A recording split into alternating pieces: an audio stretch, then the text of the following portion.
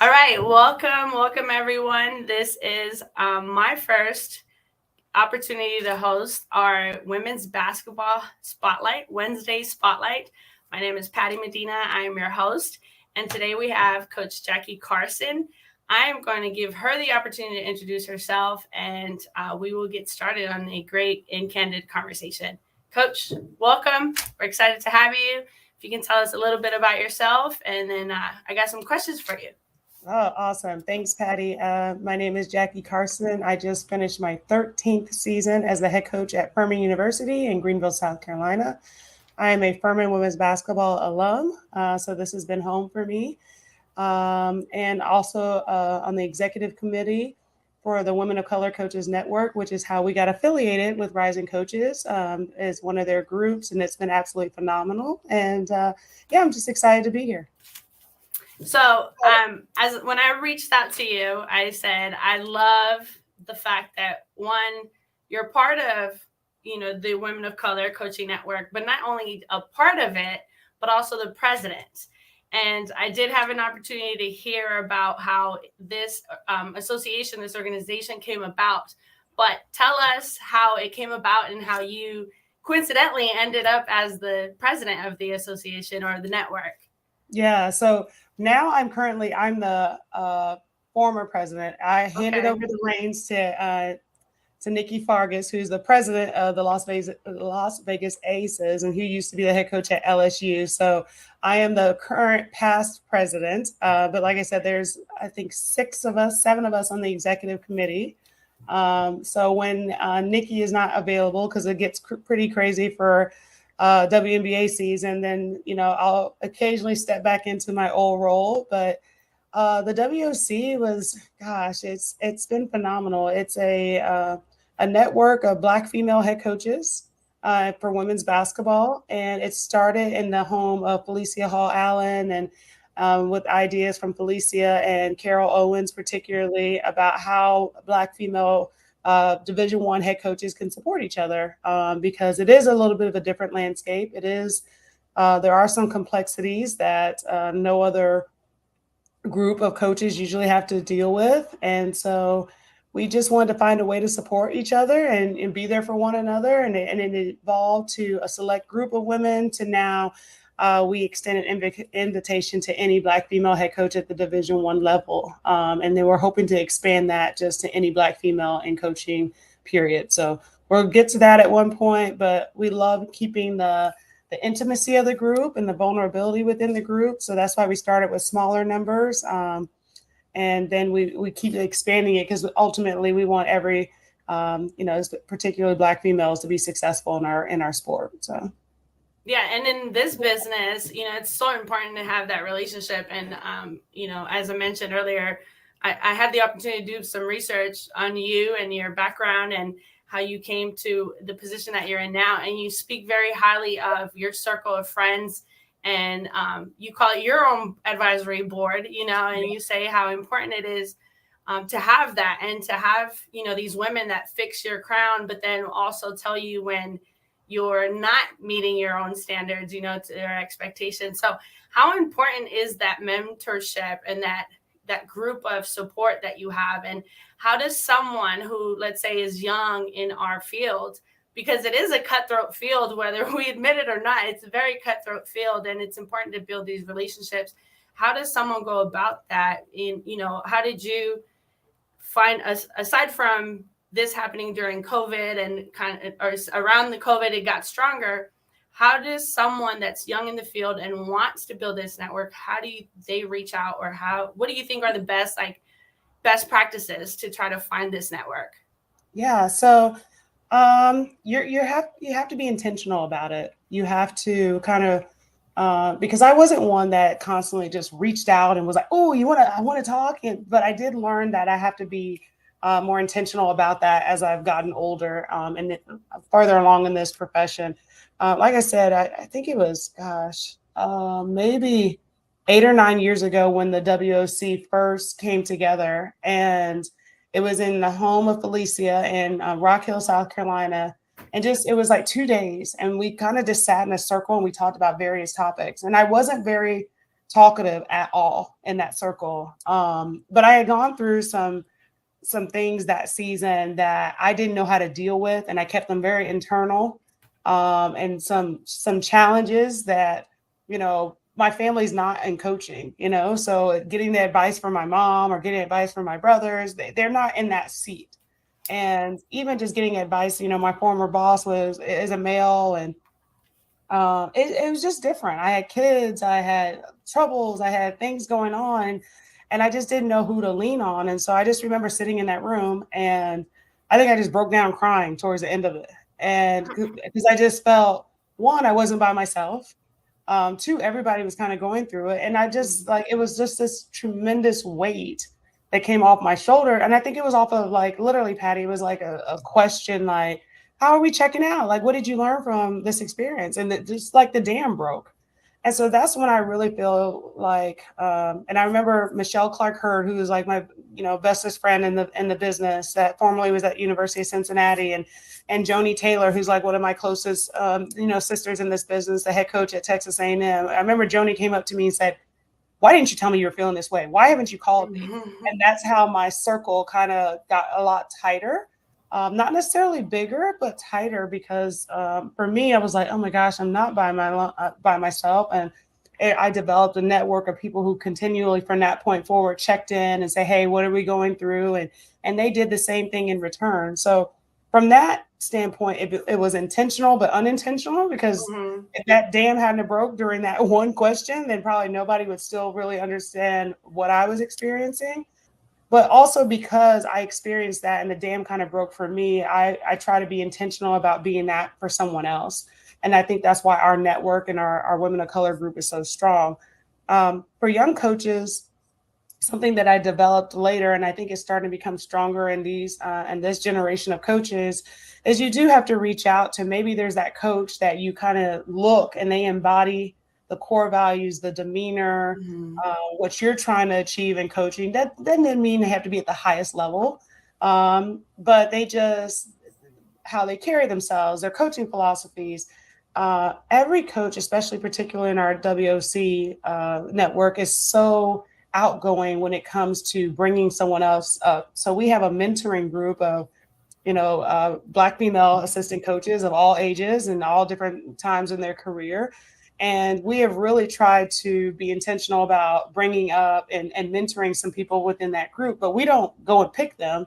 We have these meetings where all of our WOC coaches are on. And then after that, we all get hit in different ways. So 2 or 3 coaches from there is like, hey, coach, I really would love to pick your brain about this, this, and this.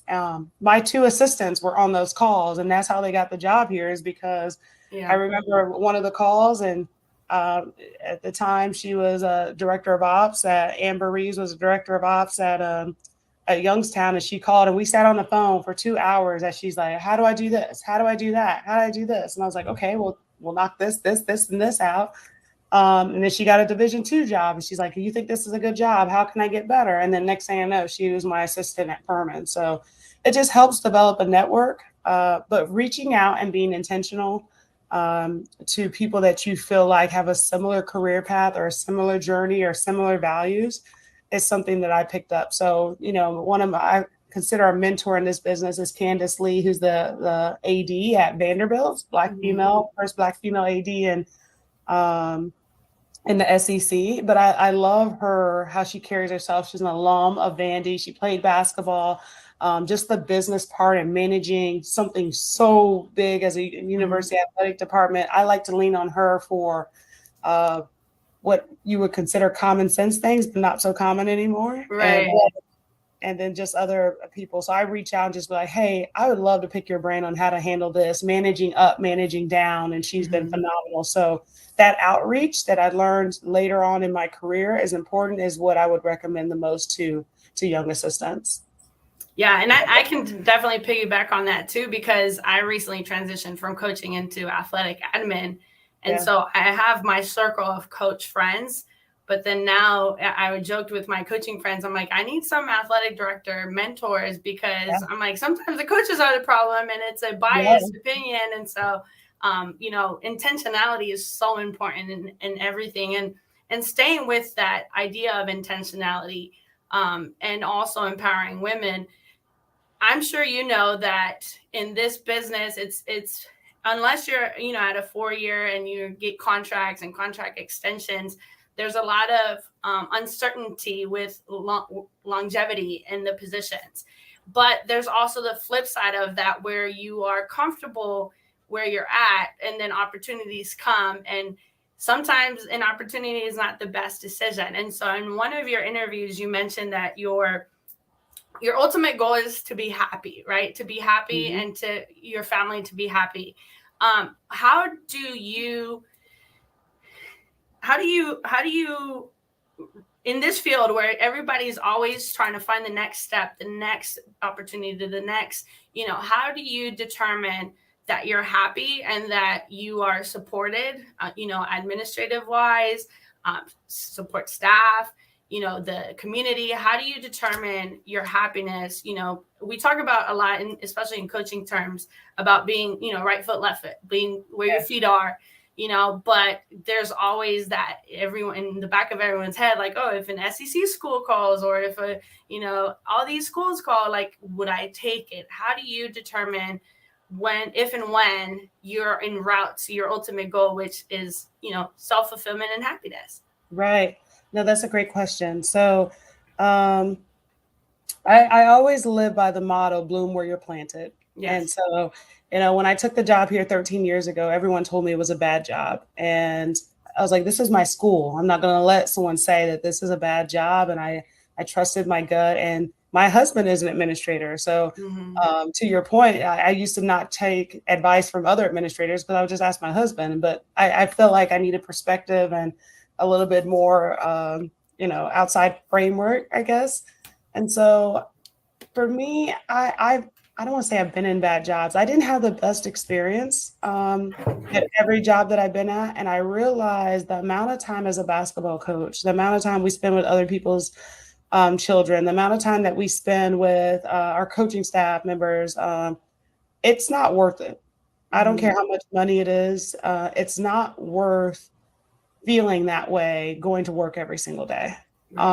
So it helped me a lot at James Madison because I got countless offers to go Power 5. I feel like if you do your job the right way, the rewards will catch up to you. So instead of chasing money, I chased what was a proper opportunity for me. I remember turning out an assistant job at a Power 5 because I just got married and I knew I wanted to eventually start having kids. And that wasn't the environment where I was going to be able to be a good mom. And so again, I'm not going to say, could I probably be a lot, richer? Probably, but I don't know if I'd be wealthier from the standpoint of money and peace of mind and happiness. Because, the numbers don't lie, as particular as a Black female. We have to be successful fast, and we have to have success for longevity because we typically, now this hiring cycle the last 2 years has increased this, but we typically get hired last and fired first. And we don't have much room to turn a program around.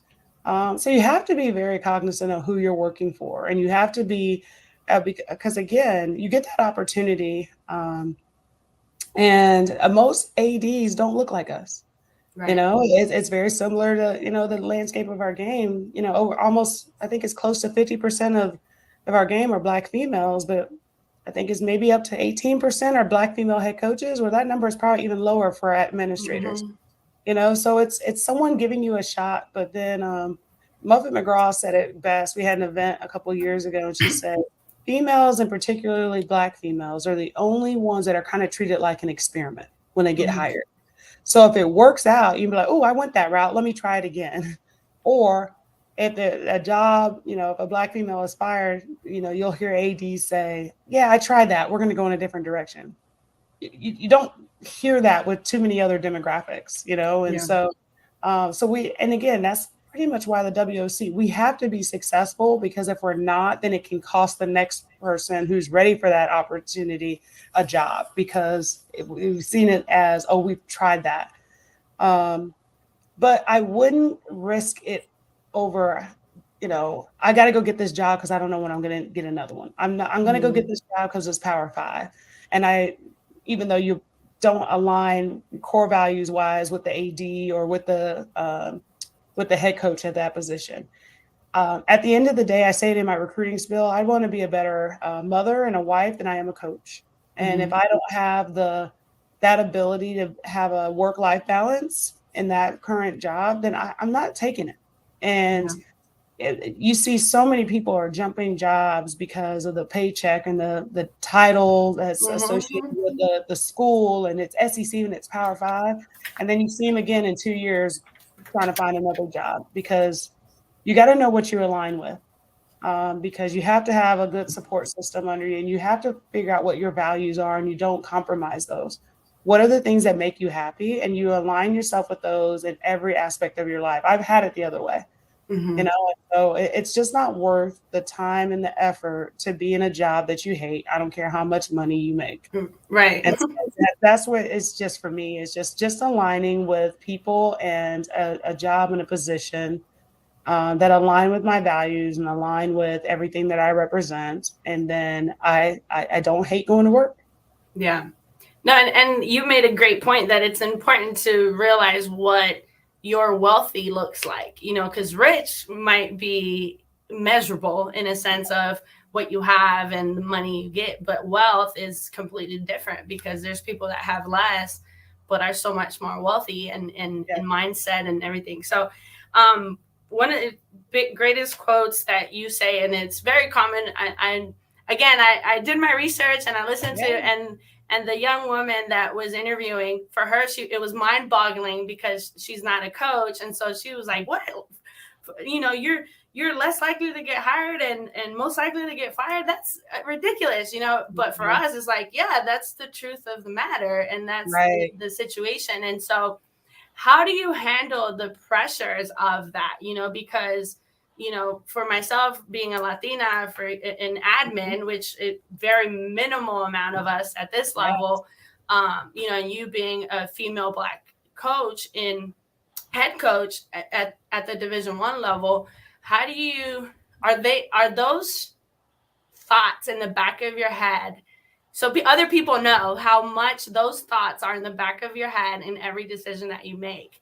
How much does that impact, knowing that how your success will not just impact you, but anyone that might want an opportunity in the long run?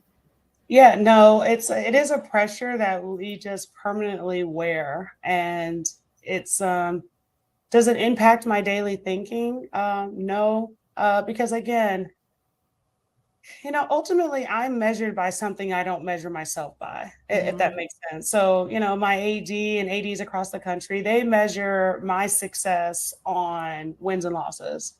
I don't measure my success on wins and losses. I measure my success on impact and why I coach. I don't coach for wins and losses. I have no idea how many wins I have. I have no idea how many losses I have. I'll never know, to be honest.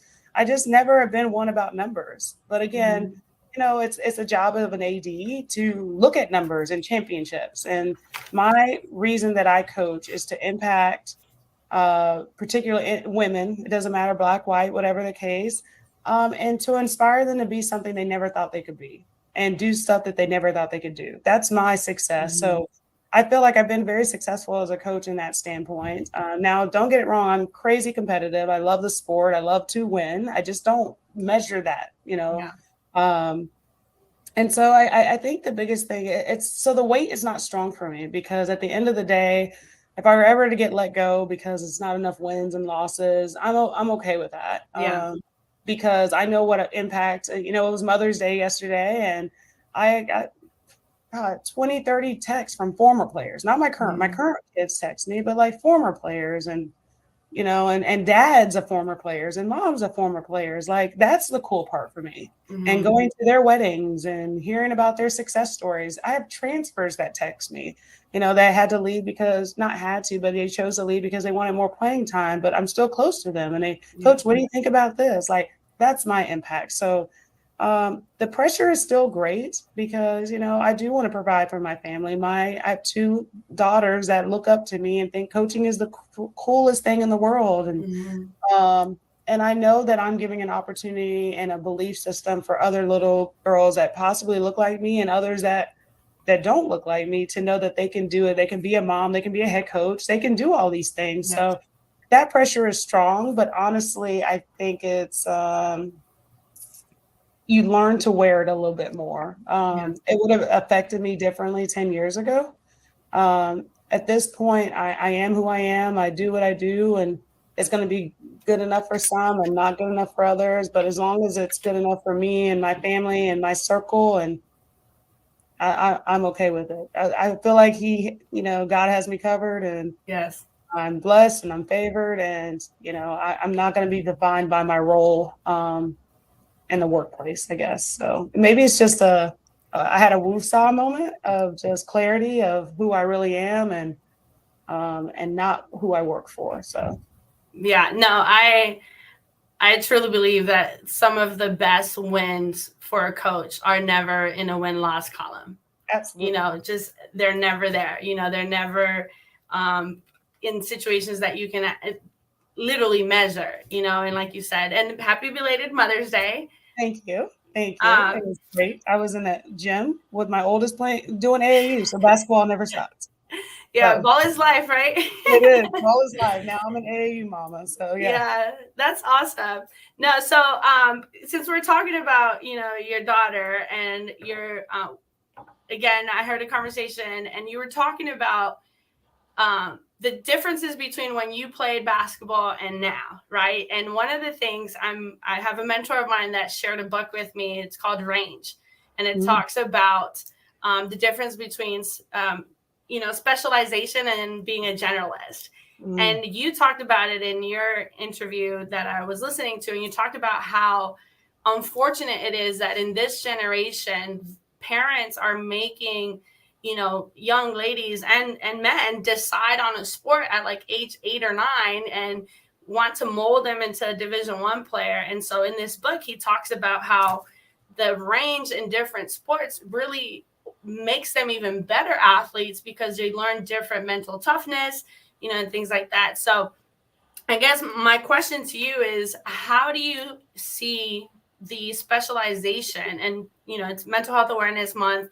How do you see that specialization? And you mentioned creating burnout. How do you see it creating this burnout? And what are ways that as parents and as coaches, and we can continue to encourage them to really just broaden it and then maybe specialize once they're in college and once they decide, okay, I can get a full ride in this sport. But, what are some things that for these young ladies that are going to be watching you and they might want to come and play for you, what is something that you would tell them right now instead of, if they're 8, 9 years old, instead of focusing on just wanting to be that D1 player, like what is the advice that you give them?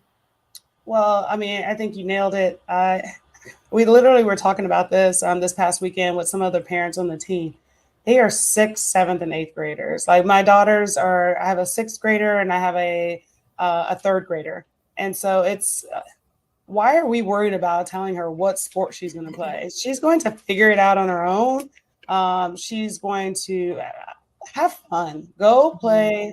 I do want you to learn how to get better. I do want you to be coachable. I want you to pick up on the tangible characteristics and skills, being a good teammate, listening to your coaches, working as hard as you can.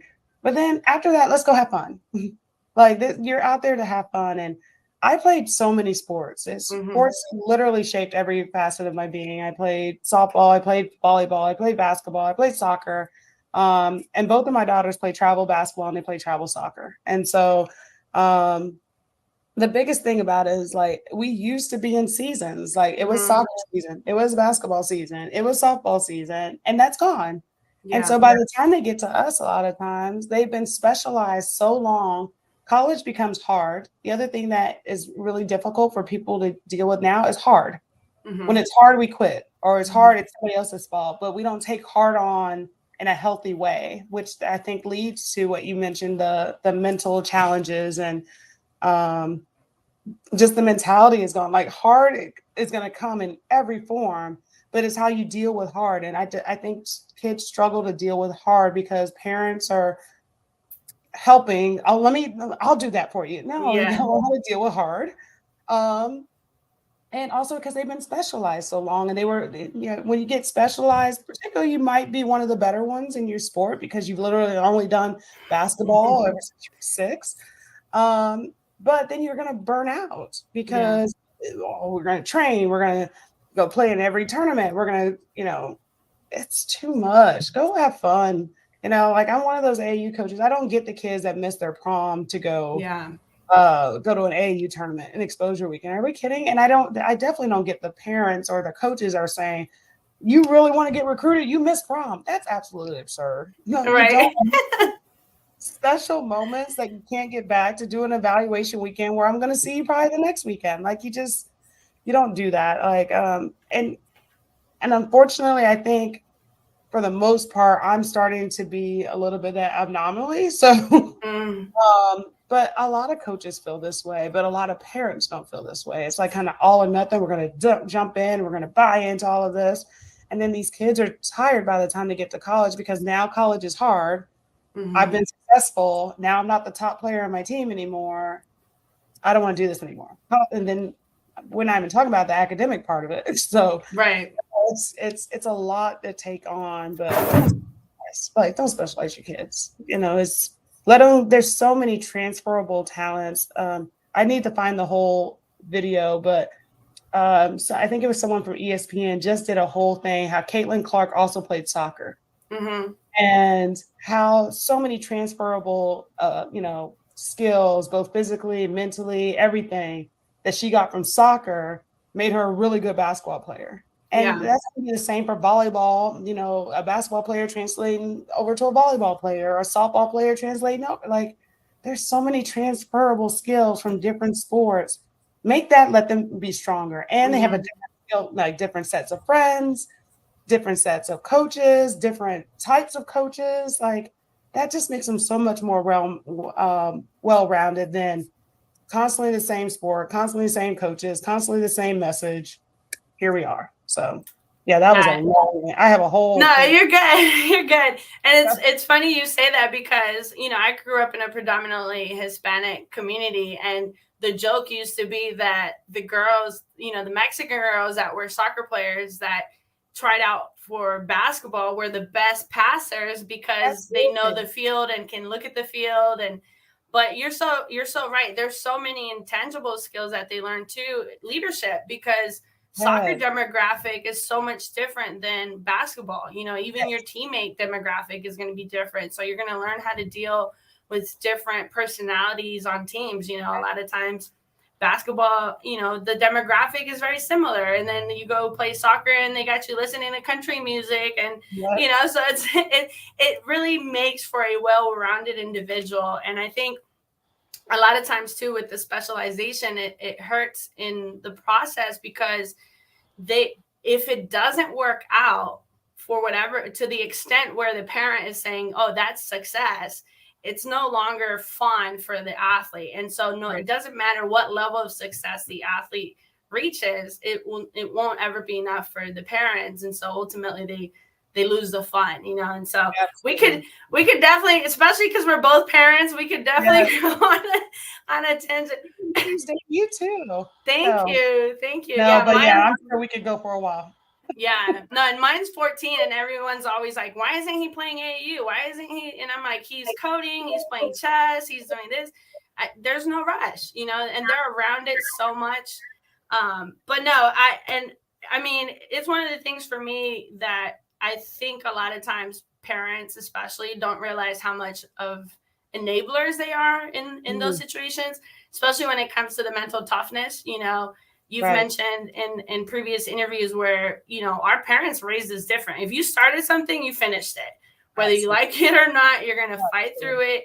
And now it's like, oh, let me jump to another. Oh, let me jump to another AU team. Let me Yep. here. Let me switch them. Oh, I don't like that coach. Let me put her here. And so, Yeah. um, so one of the things that I love about many things that I love about you and your program and your culture, but the main thing though is your saying of be distinct, Yes. right? So I love that because in a world where everything is very cookie cutter, you know, everybody wants to be the same, do the same TikToks and act a certain way, it's so easy to stand out, but then people are afraid to stand out. So tell me, or tell us, what be distinct means in your words. Yeah. So it's our core values. A lot of people don't realize that. It's everything that we're made up of in our program. It encompasses everyone who touches our program. So our trainer, our strength and conditioning coaches, all of our assistant coaches, head coaches, every player, everyone. And then we also, our parents, be distinct. Like, we like to stick out for the right reasons. Ultimately, we want to win a Southern Conference championship. Well, there's only one winner. You know, we're a mid-major. So, like, who doesn't want to stick out and be the one winner? That's the distinct winner. When we're in the community, we want to stick out for the right reasons. When we're in academics, we want to stick out for the right reasons. We want to do everything setting ourselves apart from everyone. How it came about a little bit is when I first started coaching, we would have all these different mottos. So it was, Ubuntu, it was this, and we start the first 2 weeks and, we're diving into it. And by the third week, I forgot to say it. I forgot to post it. But we were just doing, like, we had no foundation. It was very rocky, and then would disappear.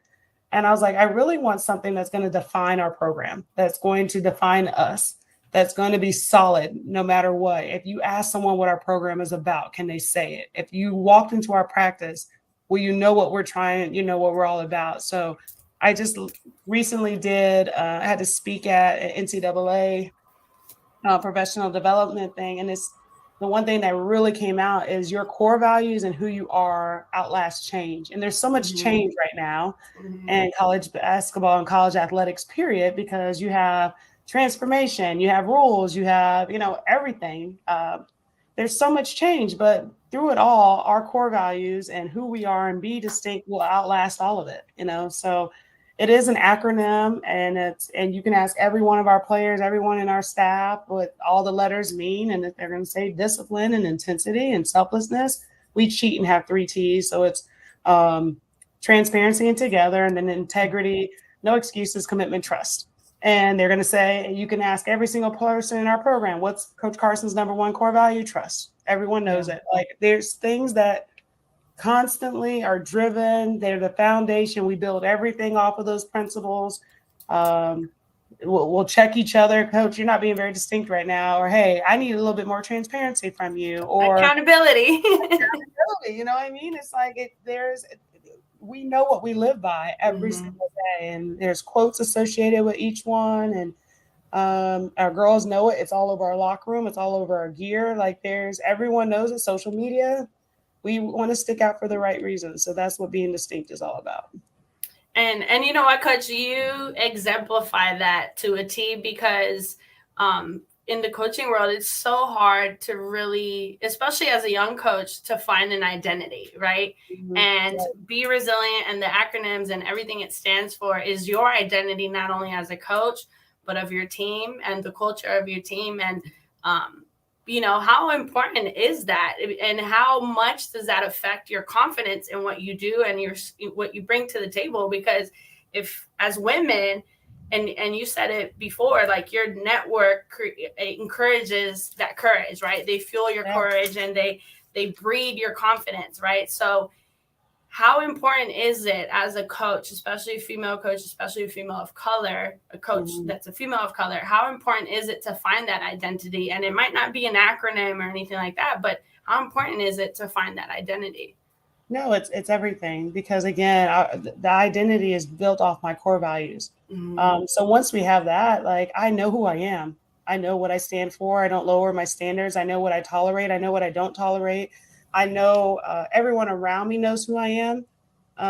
And I don't allow any toxicity around that, and so it's very much of what I said before. That's my foundation. So I continue to build on a very solid foundation of knowing what my core values are. I'm able to articulate it. Our players are able to articulate it and build their value system off of it.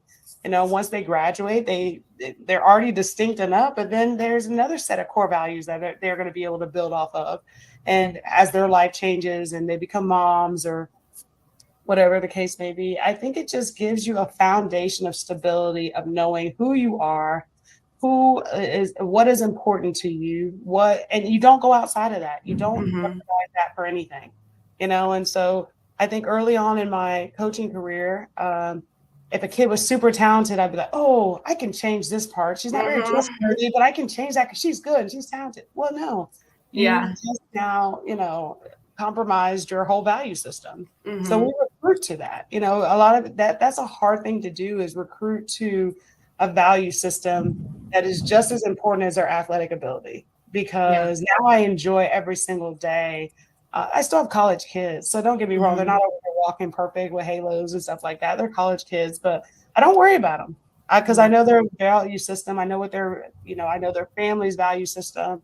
That's important, but I also know their foundation, and I know we can build off of that, especially the athletic ability. That's our job as coaches, but also to develop their character, the sense of being who they are. Again, it aligns with why I coach. I coach to empower women, particularly to be more than what they ever thought they can be. So if we don't stack that on top of a strong value system, then it's never going to stick.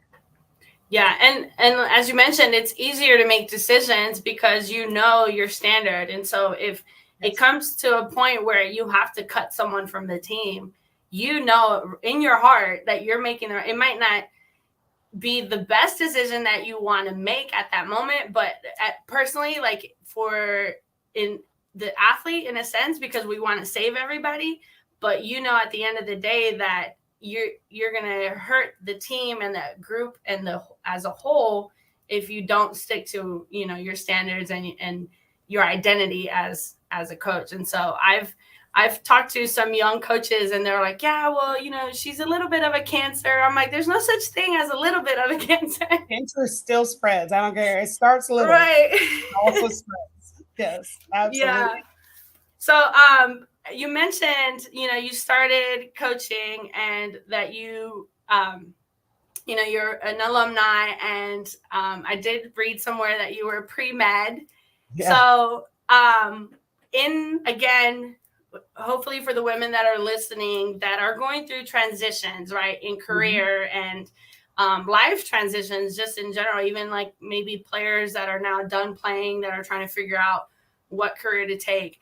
How did you know or didn't know, or maybe you just got baptized into it, but how do you know that it was the right decision to go away from pre-med, and into, you talk about your mentor, Tim Taylor, and how he was like, oh, you're pretty good at this. How important is the mentorship in making those decisions? So I guess it's a twofold question. How did you know that it was okay in your mind to shy away from pre-med, and go into coaching? And then how important is mentorship in making those decisions? Yeah, no, I didn't know. But I have another strong saying. I say it a lot. I don't take advice from anyone that I wouldn't ask for advice. So Coach Taylor is one of he was an amazing assistant coach for me. And when he's like, he saw something in me that he felt like I should explore. And if I didn't have that trust in him as someone that I know cares about me and my future, then I wouldn't have taken that jump. So I think it's twofold. Like when you have a group of advisors or the advisory board that we talk about, and it's someone is saying, hey, you need to look at this. You need to, and it's something that's outside of your realm. They see something in you that you possibly haven't thought of in your own way. That's what that advisory board does. They hear everything about you. They know your value system. They know you, and they hear like maybe it's ready for a change, or, hey, I don't know if you've ever thought of this, but you're really good at this, or you have such an eye for this. Have you ever thought of going in this direction? And I never did. I never thought I was going into coaching. I knew I loved basketball and I knew I wanted to stay around it. So that's why I started coaching AAU. But I never in my mind did I think I was going to go be a college coach, And so if it wasn't for him saying, I know what you're good at, and you would be phenomenal at this, and you need to look at it, and I got you an interview, so just take the interview and see what you think, then I wouldn't be here. But that's the trust that I had in him. because of the relationship that I had in him. And I knew he was only going to look out for my best interests. Like, I'm not going to take that advice or that piece from anyone who doesn't really understand my journey. Nor am I going to ask, and they're probably not going to be intentional about saying, hey, I lined this up for you. So I think it's important that you have that network of people that ultimately, I don't care about opinions of people I wouldn't ask advice from. I don't. I had to learn that early in my coaching career because we go on message boards and we read what fans are saying, and who cares? There's not a single fan that strictly is a fan. I'm like, oh, how did you think of that game today? I'm not asking for their advice. So therefore, I don't really care about how they perceive me, or as long as my system of people, my village, my advisory board are like, hey, you don't look like yourself right now. You need to go get some rest. Or you're doing an amazing job. I don't care what this, or this is saying. You are doing so great, and I'm so proud of you. Hey, you need to check yourself because you are not doing it the way I know you can. Like, that's my advisory board. And so find you a group that's going to help promote you. As I said in another one, fix your crown, throw your, like, people who are going to uplift you, but check you at the same time. And if you don't have that group, then it's going to be really hard to elevate, because you need them for the times when it's tough. You need them to help with elevation. You need them for help with advice when you're in a situation where you're like, I don't know what to do. I think God is intentional about placing those people in your life, and you need to recognize when it's time to listen to them. Yeah, and like you said, they have to be the woman or the man that was in the arena at one point or currently in it, because it's easy to boo from the spectator seats. Easy to tweet and say, oh, yeah, she could have done this, but it's so important. I have one last question for you. So you mentioned in a previous interview that there was a pivotal moment in your life and in the culture, right, which was the death of George Floyd, right? And how up to that moment you had shied away from, elevating your voice, and how from then on you said, you know what, me subduing my voice and, keeping my voice at a minimum is not helping those around. So, like I said, I listened to the interview and I loved that point that you did, and I want to amplify on that point. So how important was that? Because I don't feel like coaches talk about it enough, how pivotal that moment with the George Floyd incident, how important it was for our culture, and how a lot of programs, you mentioned Furman had like a town hall and they discussed it. And I think that was great. So for those that haven't listened to the other interview, like, just talk about how pivotal that moment was in your life and how it has made you such a powerful voice in our community and in the community of the women of color and the coaches network and all of that, because I think it's very important for people to really realize that that was a pivotal moment, not just for the nation, but also for, everyone of color that is in positions of leadership. Yeah, no, I think that murder was just, it was scary. I think I realized how naive I was to, like, I've experienced racism. I can't imagine there's a Black American out there that has not in some way, shape, or form. But that one just hit in so many different realms. I have 3 older brothers that are very, 6'9" in stature, 6'5", and 5'11", that I also know will protect me at all costs. When he was yelling out for his mom, that hits different when you're a mother. I have a husband that is he played football. He is a strong Black man. And, so the Castile murder, like, where he was literally reaching to, I think, show his ID, but he had a gun, and he already said, I had a gun. His kids were in the car, his wife were in the car, and he's murdered. And so all of that was so heavy on me. And it's the first time where I said I felt naive, because I used to work out around my neighborhood all the time. And I never thought ever that I could be running around my neighborhood and somebody's like, she doesn't live here, like, and that's what Ahmaud Arbery's like showed for me. Like, it just all, I felt like it was so heavy at that time. And so I remember writing an article, and I'm tired of, I guess, dimming myself down or hiding my truth. It wasn't that I'm tired of, I just acknowledged that that's what I've been doing. I didn't want to make other people feel uncomfortable with my truth. So I wouldn't talk about race. I wouldn't talk about who I am ultimately. I wouldn't talk about my being because it made them uncomfortable, like, because maybe they're not knowledgeable in that. And so I think it's just at that time, I'm okay with talking about who I am. I'm okay with talking about the statistics for Black female. I'm okay with talking about how I've beaten the odds. I'm okay with talking about how my dad is a colonel, a full board colonel in the military, has beaten the odds. And I like teaching my daughters that you too can beat the odds, but here's what you're going to be stacked up against. There are going to be people that don't think you're smart enough. They're going to be people that don't think you're good enough simply by looking at you. And we had to have a serious conversation with my husband. What happens if you get pulled over? He has a concealed weapons permit, but he's like, oh, I would just do this. I was like, you can't move. Like, you don't care. So just having those conversations outwardly has generated so many other conversations on this campus with many allies in the community. And I just felt like that was the most embracing thing that I've ever been a part of, because one of my friends was like, oh, she's a white female, and she's like, I'm gonna put a Black Lives Matter out. I said, what do you think that's gonna do possibly to your home? She's like, what do you mean? I was like, not everybody's gonna approve of you having a Black Lives Matter. So what if somebody comes and tries to rip it off, or like, and she's like, I never would have thought of that. Like, so it's been just, things that people have never thought of. It's broadened their learning. It's broadened their curiosity of some of the things that we have to deal with as Black females and just Black, people in general. And I don't apologize for that anymore, because I think the best way for reform is education. And if I don't talk about it from my point of view, then it may not educate someone else for change or for advocacy or anything like that. So it's just, and it's kind of been very free for me. And like I said, there was a young man that did an interview here, and this is probably the story I told, but it was so eye-opening.